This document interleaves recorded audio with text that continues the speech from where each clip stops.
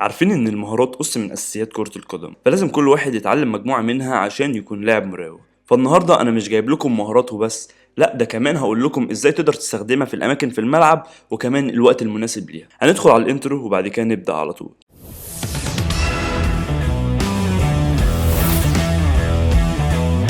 السلام عليكم واهلا بيكم في فيديو جديد. النهارده هيكون معانا 5 مهارات من المهارات الحلوه جدا جدا جدا اللي هتقدر تراوغ بيها وتقدر تتعلمها بكل بساطه معانا. ندخل في اول مهاره ويلا بينا. دي مهاره زي ما انتم شايفين كده بتستخدمها اما يكون خصمك خلفك، وكمان ممكن تعدي باكتر من طريقه.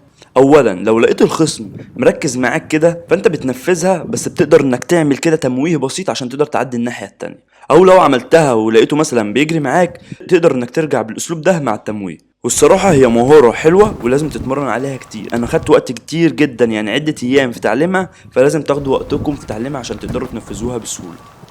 اول مهارة هي مهارة حلوة جدا. انت بتكون بتمشي من على الجنب ويكون مثلا الخصم جنبك، تقوم عامل الكورة كده، فممكن هو يروح معاك فبالتالي انت تقوم واخدها بالرجل التانية بالطريقة دي. فهي حركة سهلة جدا، حركة بسيطة جدا، بس أهم حاجة لازم تتعود عليها. هي مش سهلة، هي صعبة، بس لازم تتعود عليها عدة مرات، لأن أنا في الأول كانت جاية معايا صعبة، بس لحد ما جبتها يعني قعدت أعملها شوية لحد ما جبتها. فأنت لازم تتعود عليها كتير جدا جدا جدا. ندخل في المهارة اللي بعديها ويلا بينا. ركز كده معايا هنا، بتشتت خصمك بسحب الكورة عشان يتشتت ويرتبك، وما ينفعش انك تقف في مكانك كده وانت بتعملها. يعني بمعنى اصح لازم تتعود على الدريبل السريع مع تنفيذها وتعمل خطواتها بسرعة جدا. بص معايا كده، لو انت وقفت او فكرت كتير وانت بتعملها هتلاقي نفسك انت اللي متشتت، وهتلاقي خصمك وصل لك ومش تعرف تنفذها. فلازم تاخد القرار السريع وانت بتعمل، وبكده انت اللي هتشتت الخصم بسرعتك وتنفذها. في المهارة دي حلوة سهله، بتقدر تخدع بيها بسهوله. كل اللي عليك بتعمله ان انت بتاخد الكوره بالسحبه، وبتاخدها برده بالسحبه كده للمراوغه، وبتقعد تعمل في فنتات وبتقعد تموه بجسمك.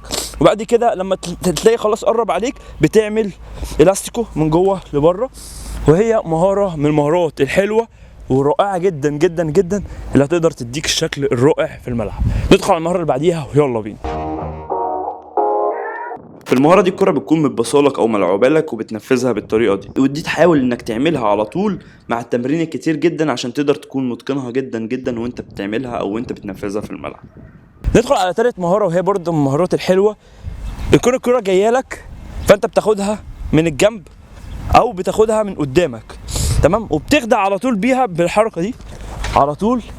بس اهم حاجه انك تعملها بسرعه، يعني الكره جايه لك تقوم لاعبها واخدها على طول بالرجل الثانيه. تعود عليها كتير كتير كتير، تفضل تتعود عليها مره واثنين وثلاثه واربعه وخمسه وسته لحد ما تجيبها وتكون متاكد منها. ما تعملهاش غير لما تكون متاكد منها بنسبه 100%، عشان ما يحصلكش اي مشكله، ما يحصلكش اي حاجه وانت بتعمل الحركه دي. ندخل على المهاره اللي بعديها ويلا بينا.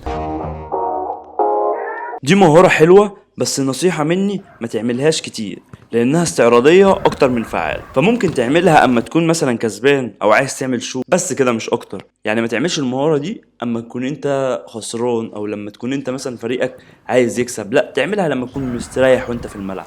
تدي لك شو كويس، تدي لك شكل كويس جدا في الملعب، لان ساعتها انت بتكون هادي كده وراسي في الملعب، وخصمك هو اللي بيكون متشتت ومستعجل، فتقدر ان انت تعمل فليك اب وتشمسه وتعمل حاجات كتير جدا في الخصم، هم اللي بيكونوا مرتبكين. فدي تعملها في الوقت ده لما تكون كسبان ومستريح. في المهارة دي انت بتكون بتجري والكورة بتكون جايه لك، فانت بترفع الكورة من الرجل التانية، وبعد كده بتعمل الفليك اب، وبعد كده بتاخد الكورة بوش رجلك اللي هي سامبريرو وتعدي بسرعة من الخصم. هو بيكون مندفع عليك، فيعني لازم تعملها بسرعة جدا، ولازم تعملها بتكون في اليونة، ولازم تبقى متعود عليها كتير جدا جدا عشان تعمل الحركة دي. الحركة دي برضو استعراضية اكتر من فعالة. دي مهارة خداع بطريقة لطيفة وسهلة وحلوة، وتقدر كمان تخدع بيها خصمك بسهولة، لانك بتعتمد على مهارتين، وكل المهارتين دول بسيط جدا. هي بس ان تعمل خداع انك هتجري في حتة او تعمل بودي فين، وبعد كده بتعدي الناحية التانية. حركة بسيطة جدا وسهلة جدا، مش تاخد معاك اي مجهود. في المهارة دي بتكون الخصم يكون امامك، فانت بتاخدها كده بالستيب اوفر، وبتاخدها كده وبتعمل انسايد ستيب اوفر اللي هو بتاخده بتمويه ليك وبوش رجلك على طول من الناحيه الثانيه. عشان تعمل المهاره دي باتقان وتكون معاك سهله، لازم تتعود عليها كتير، يعني تعملها كتير جدا جدا. لو انت نسيت اي حاجه من المهارات او مش متعود على اي حاجه في الحاجات دي، يعني حاول تمرن عليها اكتر واكتر عشان خاطر تحفظها، عشان لما كتر ما انت بتنساها، كتر ما انت مثلا ما بتعملش الحاجات دي، هتلاقيك اصلا نسيتها، وهتلاقي خلاص ما فيش مرونه في جسمك ورجلك ضعيفه وما فيش اي حاجه. ففي حاجات كتير جدا تقدر تمرن عليها تحسن المهارات، اللي هي تمارين الفوت وورك، تمارين الدريبل. الحاجات دي هتخلي رجلك سريعه جدا في عمل المهاره، وهتخليك لاعب كويس جدا جدا.